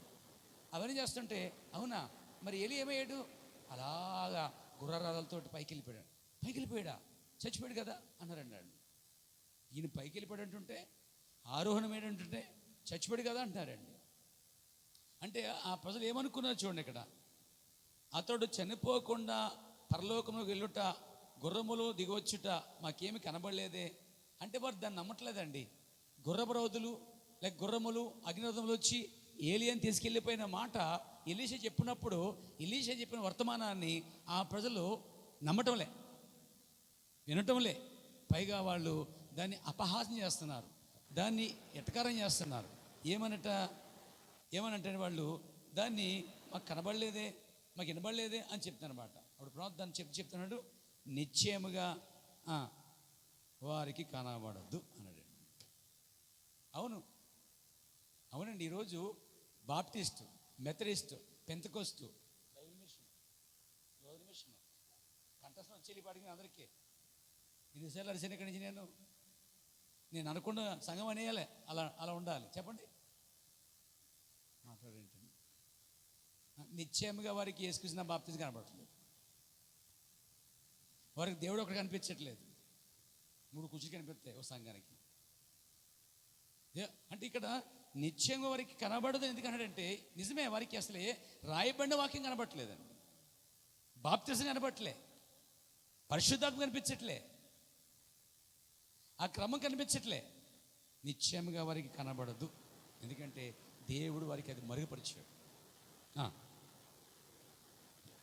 ఖచ్చితంగా వారికి అది ఏమీ కానరాదు. మేము ఏ గుర్రములను చూడలేదే, ఎక్కడ ఏ రథములు అలికిడి మాకు వినబడలేదు. బూటకం వాళ్ళు అంటున్నారట. అంటే ఎలీషా చెప్తున్నది ఏంటంటే, ఏలియా ఎత్తబడినప్పుడు ఎలీషా దగ్గరుండి అవన్నీ చూశాడు కాబట్టి, ఆయన కనబడింది కాబట్టి అతడే సాక్షి. ఇప్పుడు అతడే దాన్ని చెప్తున్నాడు. ఏలియా ఏడంటే వివరిస్తున్నాడు, ఇలా వెళ్ళిపోయాడు, ఇలా హృదయాలు వచ్చాయి, ఇలా మేము ఎవరు చేపడ్డాం, ఆత్మ నా మీదకి వచ్చింది, దుప్పుడు నా మీద పడింది, అద్భుతాలన్నీ కూడా అందుకే జరుగుతాయని చెప్తుంటే వారు నమ్మరే. మీకు తెలుసా, యేసుప్రభు వెళ్ళిపోయిన తర్వాత అదే యేసుప్రభు పరిశుద్ధాత్మ శిష్యుల మీద ఉన్నప్పుడు శాస్త్రులు, పరిసయ్యులు, యాజకులు ఎవ్వరూ నమ్మలేదండి. వాడు స్వస్థపరచబడటం నమ్మలేదు. అదంతా బూటకం అన్నారు. వెళ్ళన్నారు, మీరు ఎవరిని సిలివేశారో ఆ ప్రభుని యేసుక్రీస్తు వీడిని స్వస్థపరిచాడు, అందుకే మేము సాక్షులం అన్నారండి. వాడు ఆ రోజు నమ్మలేదు, ఈ రోజు నమ్మలేదు. అంటే నమ్మని గుంపు ఇంకా ఎక్కడో ఒక చోట ఉంటుందండి. దేవునికి స్తోత్రం కలగాక. దేవుడు ఒక్కడికి బయలుపాటు ఇవ్వకుండా మనం ఎలా ఇవ్వగలం? దేవుడు ఒక్కడికి వివరించకుండా మనం వివరించలేము. దేవుడు ఒక్కడికి కన్ను తెరవపోతే మనం తెరవలేమండి. కొందరు అలాగే ఉన్నారండి. బూటకమన్నారట. ఆ ముసలివాడు చనిపోయింది. ఏమంటున్నారండి వాళ్ళు? ఏలియా వర్తమానం ఏంటి? అతడు చనిపోకుండా రూపాంతరపరచబడి మరణము చూడకుండా అతడు ఆరోహణమయ్యాడని చెప్తుంటే ఏలియా వర్తమానాన్ని ధిక్కరిస్తున్నారండి. ఏమండి? ఎలీషా వర్తమానాన్ని ఏం ధిక్కరిస్తున్నారు? లేదు, అతను చనిపోయి ఉంటాడు.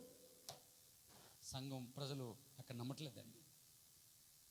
ఏలియా చెప్పేది సత్యమైన వార్త, జరిగిన విషయాలు, కళ్ళారా చూసిన విషయాలు, అనుభవించిన విషయాలు. అతడు తెరవబడినవాడుగా అవన్నీ బోధిస్తున్నాడు. కానీ ప్రజలకి మాత్రం అది బూటకమంటున్నారు. లేదు, అతను చనిపోలేదు, అతను చనిపోకుండా పరలోకం వెళ్ళడు, అసాధ్యం అది, అదంతా బూటకం, చనిపోయి ఉంటాడు.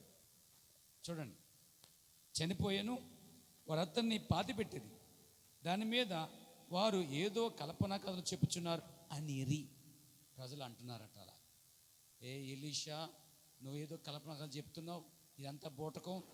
ఏలియా అనేవాడు ఆ మరణం పొంది ఉంటాడు, ఎక్కడో పాతి పెట్టేసి ఉంటారు మీరు. అతను బల పాతి పెట్టేసి మీరు ఏం చేస్తున్నారు?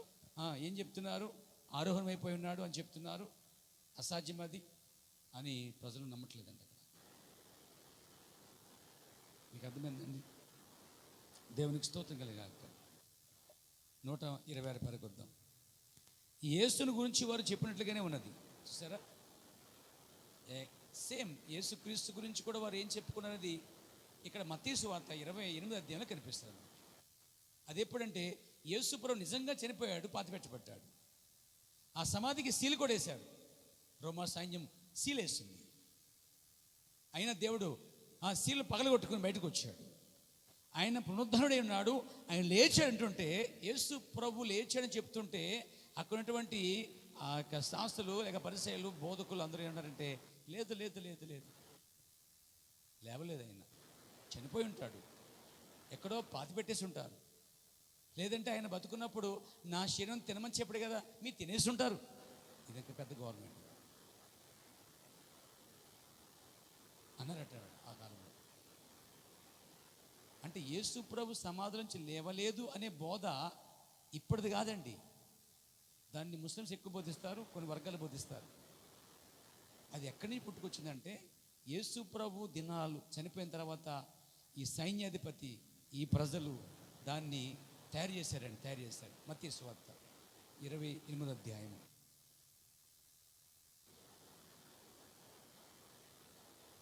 చదవమ్మా. కాబట్టి వారి పెద్దలతో కూడా కూడి వచ్చి ఆలోచన చేసి ఆ సైనికులు చాలా అంటే డబ్బిచ్చారండి. అంటే డబ్బిచ్చి వారికి ఏం నేర్పిస్తున్నారంటే, గమనించండి. ఏం జరిగింది, అసలు ఏం జరిగింది ఇక్కడ ఆలోచిస్తే, ఆ సైనికులు అడవిడిగా వచ్చారు. అయ్యా నిజంగానే లేచిపోయాడు ఆయన. ఏమిటో ఆయన బయటకు రావటం, ఆరోహణ అవటం, వెళ్ళిపోవడం జరిగిపోయింది. సమాధిలో ఆయన లేడు అసలే చెప్పగానే అందరూ కలవరపడ్డారట. ఇది నిజం, ఇది సత్యం.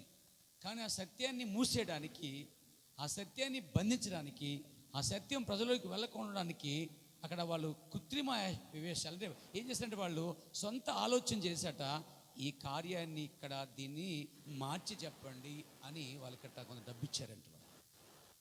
ఎందుకంటే సైనికులు చెప్పాలి అక్కడ, ఎందుకంటే సైనికులు నిజం చెప్పారు. అక్కడికి వచ్చి ఆ నిజాన్ని డబ్బుతో కొని దాచిపెట్టి అదే సైనికుల చేత అబద్ధాన్ని బోధించినట్టు సందర్భాలు కనిపించాయి. చూడండి, ఆ డబ్బులు ఇచ్చి ఇలా చెప్పమన్నారట, మీరు నిద్రపోవచ్చుండగా ఎవరు యేసు శిష్యులు రాత్రి వేళ వచ్చి అతను ఎత్తుకుని పోయారని మీరు చెప్పుడి. సరే, ఏం బోధండి అది? ఆయన లేవలేదు, ఆయన చనిపోవడం వాస్తవమే. ఆ శవంని వీళ్ళు మోసుకుపోయారు, తీసుకుపోయారని చెప్పమన్నారు. అంత సైన్యం అంత ఉండగా అసలు శిష్యులు ఏ విధంగా లోపలికి వెళ్ళగలరు? రోమా సైనికులందరూ కూడా సమాధి చుట్టూ ఉన్నారట. పైగా సమాధికి సీల్ అయ్యబడిందట. కాబట్టి వీళ్ళు ఆ సైనికులు దాటి వెళ్ళంత ధైర్యశాలులు కారని శిష్యులు. అప్పుడు పెంతెకోస్తు అనుభవం పొందక మునుపు వాళ్ళందరూ కూడా ఒకసారి పారిపోయారు కూడా. యేసుపురం పట్టబడిన రాత్రి వారు చల్లాసారి పారిపోయారండి. అలాంటి భయముతో పారిపోయిన వాళ్ళు ఈ సైన్యాలు దాటుకుని యుద్ధం చేసి లోపలికి వచ్చేంత సామర్థ్యత వరకు లేదండి. చెప్పాలంటే వాళ్ళు చాలా సామాన్యులు.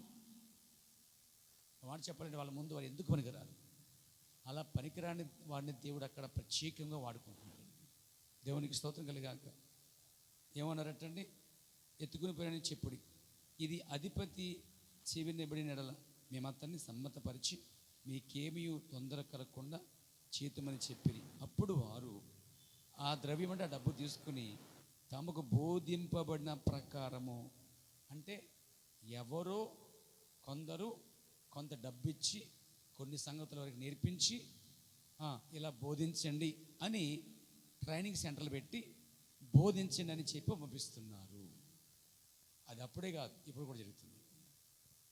దేనికి వ్యతిరేకంగా తెలుసా ఆ ట్రైనింగ్ అంతా? దేనికి వ్యతిరేకం తెలుసా ఆ యొక్క బోధ అంతా? దేనికి వ్యతిరేకం తెలుసా ఆ డబ్బిచ్చి ఆ సత్యాన్ని తిప్పి వాళ్ళు అసత్యాన్ని బోధిస్తారు చూడండి. వాళ్ళు ఎవరు తెలుసా?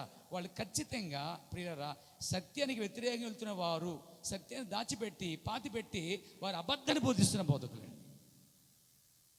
డబ్బు తీసుకుని సత్యాన్ని తెలుసు కూడా డబ్బు తీసుకుని వారు అబద్ధాన్ని బోధించారు.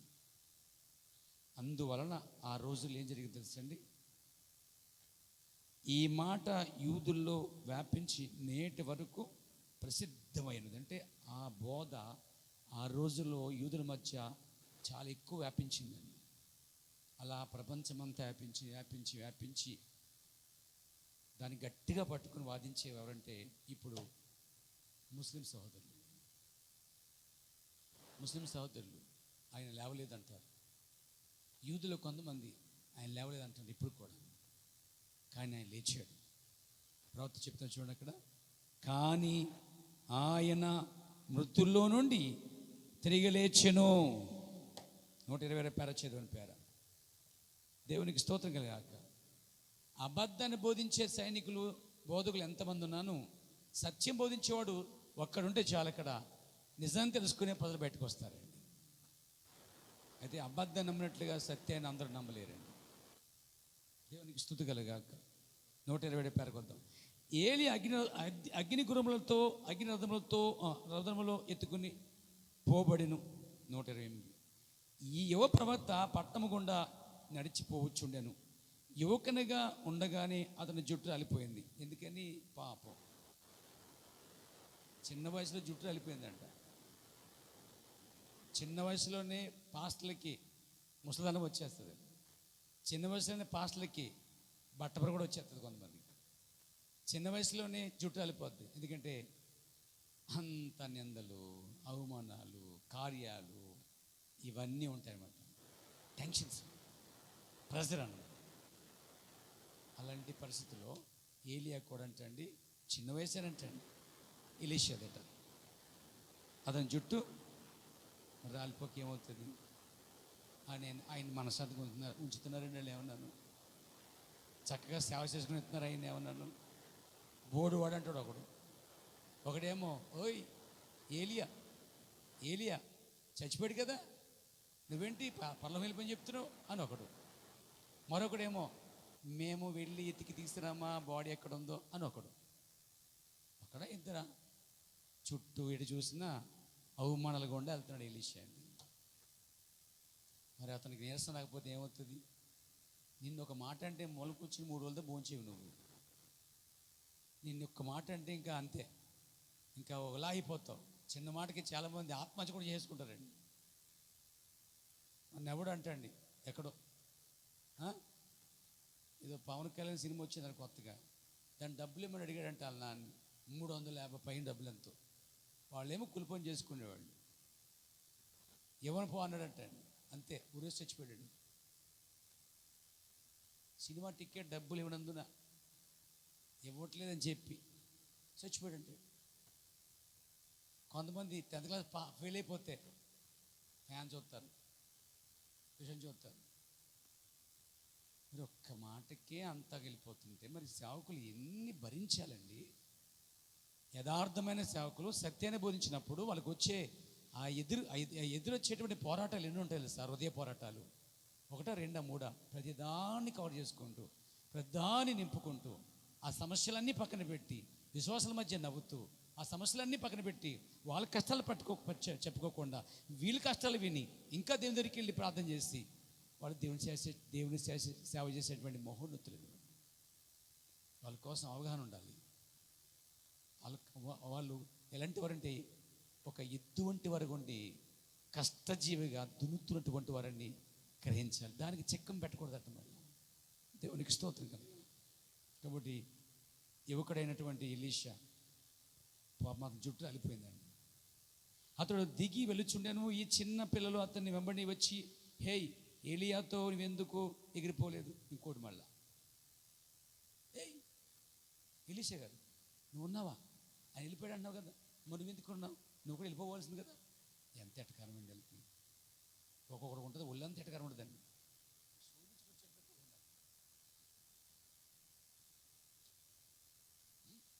ఉంటుంది, ఏం చేస్తాం?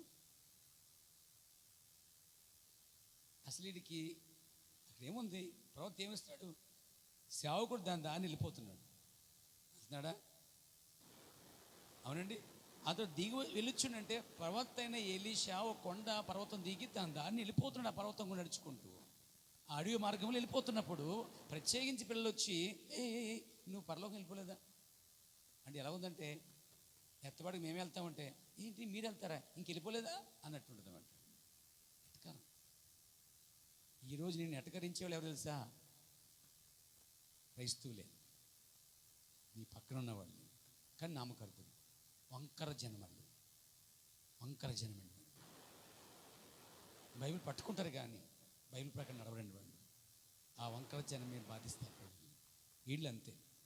దాన్ని పోతున్న పిలిచి ప్రత్యేకించి ఏమన్నారు? హే ఏలియాతో నువ్వు ఎందుకు ఎగిరిపోలేదు? నీవే ఆ బొడువాడా అనేది. చూడండి, వారు అగౌరవము చూపుచుండిరి. ఎలీషా ఏమి చేశాను? ఆత్మశక్తితో వెనక్కి తిరిగి ఆ పిల్లలను శపించాను. ఏమి జరిగాను? 2 ఆడెలుగుబంట్లు అడవిలో నుండి వచ్చి 42 మందిని తినివేశాను. నిజముగా చూసారా? అగౌరవము, అమర్యాద నీవది చెయ్యరాదు. దేవుని నువ్వు గౌరవించవలసి ఉన్నావు. నిజమండి. వాళ్ళు అలా పెంచబడ్డారు అంటున్నాడు ప్రవక్త. అందుకే ఆ ఆడెలిమెంట్లు వచ్చి మొత్తం తినేసేట బయట ప్రవక్త తినేసే అంటున్నాడు. అది ఎంత విచారకరమంటే, ఇది ఎంత భయంకరం. ఆత్మ ఆవేశం వచ్చినప్పుడు తట్టుకోలేక అతను ఏం చేశాడంటే శపించాడన్నమాట. అతను దేవునికి స్తుతి కలిగాక. 129 చూద్దాం. ఆ పిల్లలు తల్లిదండ్రులు వారితో ఇలాగూ చెప్పి ఉండినచ్చో ఎంత బాగుండును. దానికి రివర్స్కి వెళ్తున్నాడండి. ఇదిగో పిల్లలారా, అంటే నిజమైన ఆత్మస్వరం తల్లిదండ్రులు అయితే తన పిల్లలకి ఈ విధంగా చెప్తారట. ఇదిగో పిల్లలారా, చూడండి, ఏలియా ఎత్తబడినని వారు అనుచున్నారు. దాని గురించి మనకి ఏమీ తెలియదు. చూసారా? వాళ్ళు ఎత్తబడని చెప్తున్నారు కాబట్టి, కొందరేమో ఎత్తబడని చెప్తున్నారు కాబట్టి దాని గురించి మనకేం తెలియదు. ఈ మంచి తల్లిదండ్రులు పిల్లలు చెప్పడం మంచి విషయాలండి ఇవి. వాళ్ళకి చెప్పవలసిన విషయాలే ఇవి కూడా. తెలియదు, అది అవునో కాదో మాకు తెలియదు, కానీ దాని గురించి మీరేమీ పలకవద్దు. అదే అన్నిటికన్నా మంచి విషయం అన్నాడు ప్రవక్త అండి. ఒక విషయం తెలిస్తే మాట్లాడండి, ఒక విషయం తెలియకపోతే మౌనంగా ఉండండి. ప్రవక్త నేర్పిన క్రమం అండి. అంతేగాని వాళ్ళు చెప్పారు వీళ్ళు చెప్పారు చెవులు వేసుకొని మనసు చేర్చుకూడదట. నిజంగా ఒక దానిపై నీకు క్లారిటీ ఉందనుకోండి, నిజంగా దానికి ఒక విషయం నీకు తెలిసిందనుకోండి, దానికోసం మాట్లాడు. తెలియ విషయాలు తీసుకొని ఎక్కువ చేసావనుకో దానివల్ల వచ్చేది ఏం చేస్తా ఆడేళ్ళ బండిలో వచ్చి వాళ్ళు చేయించినట్టు ఏదో జరుగుతుంది, మనకి ఏదో జరుగుతుంది. ఇప్పుడు ఆ తల్లిదండ్రులు మంచి చెప్తున్నారు, అది మనకు తెలియదు, ఏదో చెప్తున్నారు వాళ్ళు. మీరేం చేస్తారంటే దాని జోలికి వెళ్ళకండి, అసలు మాట్లాడకండి. ప్రవర్తన చెప్తూ అన్నిటికంటే మంచి విషయం అంటండి. అన్నిటికంటే ఏంటంటే ఒక విషయాన్ని నీకు తెలియకపోతే, పూర్తిగా అవగాహన లేకపోతే దానికోసం మాట్లాడుకుని మౌనంగా ఉండటమే మంచిదండి. క్లారిటీ ఉందా తెలిసింది అనుకోండి, దానికోసం మాట్లాడవచ్చు. కొంతమంది ఉంటే సగం తెలుసుకుంటారు, సగం అండి, మిగతా సగం వాళ్ళ దగ్గర ఉండదు మ్యాటరు. వాళ్ళు అల్లేసుకుంటారు, రావడం మాత్రం అల్లేసుకుంటారు, రాసేసుకుంటారు స్టోరీలు అండి మొత్తం. ఇంకా వాళ్ళు ఆ స్కిప్ తయారు చేసి మొత్తం అందరికి ఇచ్చేస్తారండి. ఆ తర్వాత అది కాదని తెలిసినప్పుడు సిగ్గుపడాలండి. అందుకంటాను, ఏదైనా తెలిస్తే దానికోసం నిలబడి మాట్లాడు. తెలియలేదా అసలు దానికోసం దాని జోలికి వెళ్ళొద్దు, అది నీకు మంచిది అన్నాడు ప్రభు. నేర్చుకుంటారా? తల వంచుకుని పోండి. వాళ్ళు అలాగంటున్నారు, వీళ్ళు ఎలాగంటున్నారు, ఏలియాము ఇలా అంటున్నాడు, ఎలీషా ఎలాగంటున్నాడు, వీళ్ళేమో ఎలీషాని ఏలియాని ఇలా అంటున్నారు. మధ్యలో మనము వీళ్ళిద్దరి మధ్యలో ఈ మాటల గురించి తెలియకపోతే మౌనంగా ఉండండి అంతే, తల వంచుకుని వెళ్ళిపోండి అంతే. ఈరోజు నాతోడు పట్నం గుండా వెళ్ళునని విన్నాం. ఒక మంచి తల్లిదండ్రులు తన పిల్లలకు చెప్తున్న మంచి విషయాలు ఏంటంటే, ఎక్కడో వీధి కూటమో పెట్టునని తెలుసుకున్నది.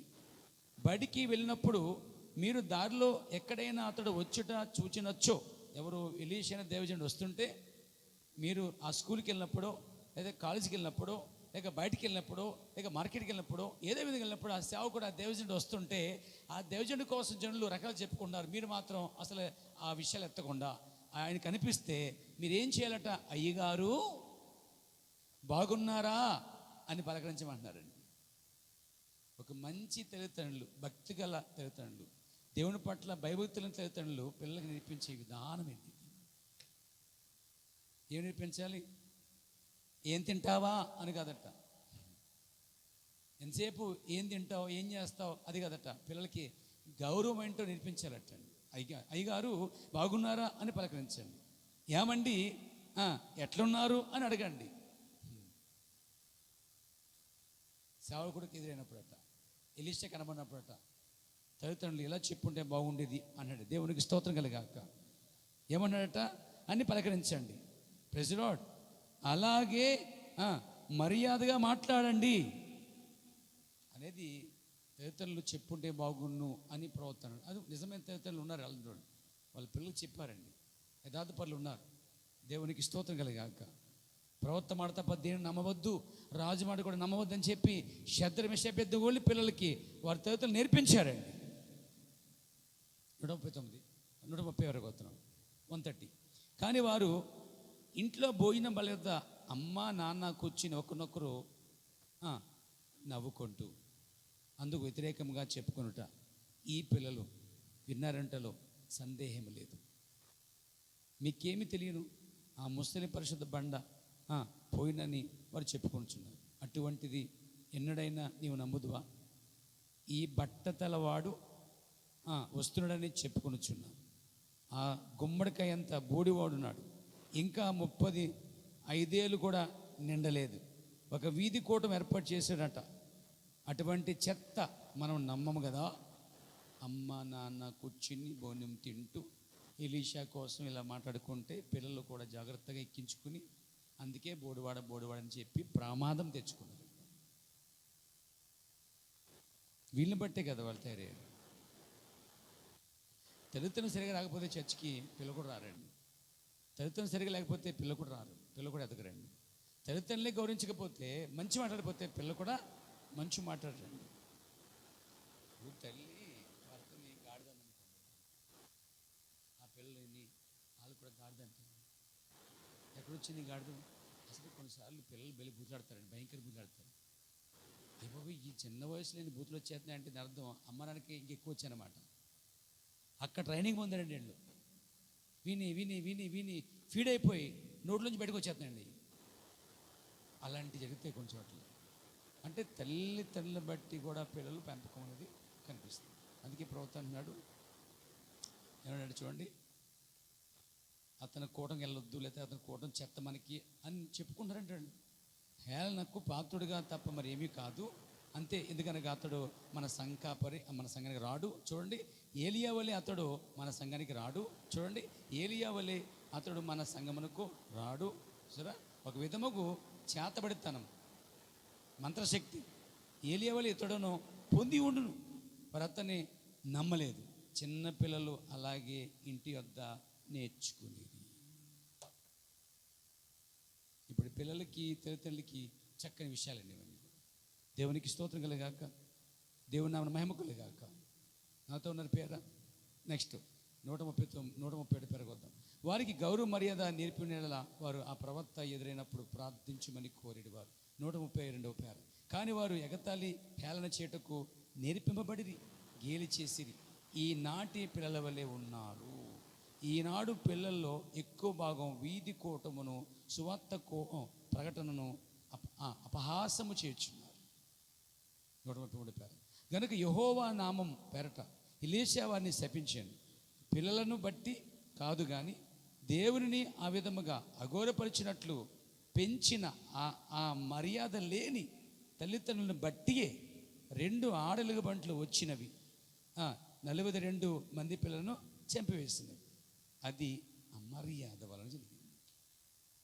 దేవుడు గౌరవమును కోరును. వారు ఆయన ప్రవక్తను అఘోరపరిచినప్పుడు ఆయనను వారు అఘోరపరిచినట్లే. వారు నమ్మకపోయినా పర్వాలేదు, వారు తమ నోరు మూసుకొని ఉండవలసినది. ఈ మాట జానవేసి నేర్చుకోవాలనుకుంటున్నాను. నమ్మకపోతే నోరు మూసుకో, ఎందుకు వెళ్తావు ఊరికే. జానవేసులో ఒకడు, విలియం ఎడ్వార్డ్ ఒకడు, వీళ్ళు నోరు మూసుకోవట్లేదు. ఓ కప్పలు బాబా అంటున్నాయండి, పబ్లిక్గా చెప్తున్నారు వాళ్ళు.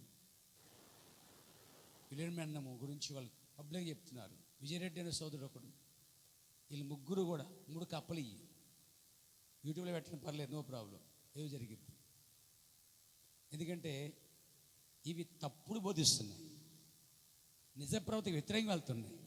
అసలు నేర్చుకోకపోతే, వాళ్ళకు ఒక క్లారిటీ లేకపోతే, పూర్తి అవగాహన లేకపోతే నోరు మూసి కూర్చోవాలి తప్ప మాట్లాడకూడదు. మాట్లాడే హక్కు లేదు అసలు వాళ్ళకి. ఎందుకు హక్కు లేదంటే ఆయన నడిచిన నీతి మార్గంలో వారు లేరు.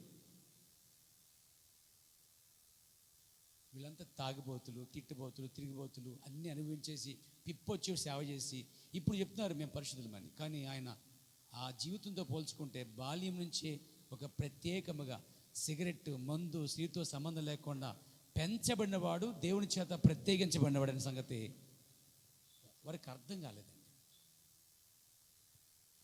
కాబట్టి అంత్యదినమన ఖచ్చితంగా తీర్పులకి ఈ వర్తమానాన్ని ఎలాగే కంటిన్యూ చేస్తే వారు ముందు పంచిలో కూర్చుంటారు. పశ్చాత్తాపడితే పరలోకము చేర్చుకుంటారు. ఏమండి, ఇక్కడ ప్రవక్తని ఏలియాని ఎలీషాని అన్నవారిని దేవుడు విడిచిపెట్టలేదంటే ఇంక వీళ్ళెంత. కాబట్టి ఏలీషాని అన్నట్టు ఈరోజు ప్రవక్త బ్రహ్మని ఏలి పెట్టి మరి నొక్కి చెప్తున్నారంటే ఇంకా పోయే కాలం వచ్చింది, ఖచ్చితంగా వచ్చింది. పోయే కాలం వచ్చినట్టు పిల్లలు అరిసారు గట్టిగా, బోడివాడు బోడాడు, తర్వాత పోయారండి. అరిసిన తర్వాత పోయే కాలం వచ్చినట్టే. ఒక నిజ ప్రవక్త వ్యతిరేకినటువంటి ఏ తరములో ఎక్కడ కూడా బైబిల్ అంతట్లో చూడండి వాళ్ళు రంగం మీద కనిపించరు. దేవునికి స్తోత్రం కలిగాక. నేను ఆ ప్రవక్తను గౌరవిస్తున్నాను. ఎస్, గౌరవం పొందదగినటువంటి వాడండి అతడు. దేవునికి మహిమ కలిగాక. వారు నమ్మకపోయినా పర్వాలేదు, మీరు నమ్మకపోయినా పర్వాలేదంట, కానీ మీరు మాట్లాడొద్దు ఆ విషయాలు. తమ నోరు మూసుకుని ఉండవలసినది, దానికి దూరముగా ఉండవలెను. ప్రవక్త విలియం గురించిన సంగతుల విషయాల్లో వేలిపెట్టకుండా దూరంగా ఉండటం మంచిది. ఎలీషా గురించి ఎప్పుడైతే చేతులు పెట్టారో, వేలు పెట్టారో వారు మరణం కొందెచ్చుకున్నారు. దేవుడు చేసే కొన్ని పనుల్లో కూడా తలపెట్టకూడదు మనం. దేవుడు కొన్ని కార్యాలు నీ జీవితంలో, నా జీవితంలో, సంఘమందు లేక ఆయన పరిచయాలు చేస్తూ ఉంటాడు. వాటిలో వేలు పెట్టారనుకోండి, ఏలు కట్ అయిపోద్ది, తల పెడితే తల కట్ అయిపోద్ది.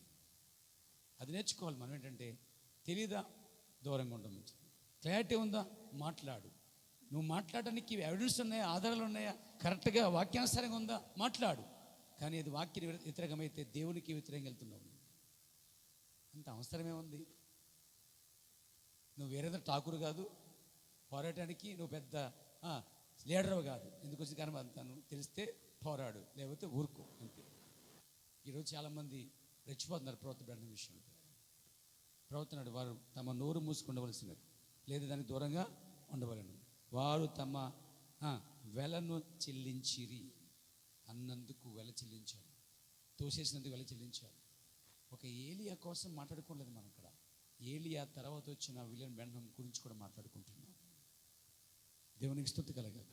వారు చెప్పి ఉండని దాన్ని చెప్పవలసి ఉండేది. వారికి ఏమి జరిగినది, వారు చెప్పి ఉండని దాన్ని చెప్పవలసి ఉండేది. అందుకే వారికి ఏం జరిగింది? ప్రమాదం. మాట్లాడుకోని విషయాలు మాట్లాడారు, ప్రజలకి చెప్పుకొని విషయాలు తాకారు. అప్పుడు దేవుడు వారిని తాకాడు. కాబట్టి నా ప్రియ సోదరులారా, ఇక్కడ నేను ఆపేస్తున్నాను పేర. దేవునికి స్తుతి కలిగాక. ఒక ఏలియాని ఎలీషాని పట్ల వారు అగోరు చూపడం వలన ప్రజలు ఎంత దెబ్బతిన్నారో. ఈరోజు ప్రవక్తత్వాన్ని నమ్ముతూ ఆ ప్రవక్త వాక్యాన్ని నమ్ముడిస్తున్న నిజమైనటువంటి ఆ యొక్క అంత్యకాల వర్తమానంలో ఉంటే విశ్వాసులను కూడా ఎవరైతే అంటున్నారో వాళ్ళు కూడా దానికి వెల చెల్లించే సమయం ఆసనం అవుతుంది. కాబట్టి దేవుడు అలాంటి వారిని ప్రత్యేకంగా పట్టించుకునే అవకాశాలు ఉంటాయి. ఆయన నిన్న నేడు ఎక్కడెత్తుకున్నాడు. దేవుడు గౌరవం కోరుతున్నాడు. తాను పంపిన ప్రవక్తల్ని, సేవకుల్ని, అలాగే మంచి పరిశుద్ధాత్మ పొందుకునే విశ్వాసాన్ని, దేవుని పిల్లల్ని గౌరవించడం శ్రేయస్కరం. దేవుడు మీద ఉంచును. మహాపరిశుద్ధుడు ఎంతండి, జీవం కలిగిన ప్రభు మీకు వందనములు, స్తోత్రాలు చెల్లిస్తున్నాం ప్రభు. ఈ రాత్రి కాలంలో గౌరవములోని వర్తమాన పుస్తకంలో నుంచి కొన్ని పేరాలు ఒకదాని వెంబడి ఒకదాన్ని వెంబడి చక్కగా ధ్యానించడానికి, మేము వివరించుకోవడానికి ఇచ్చిన సమయం కొరకు స్తోత్రం.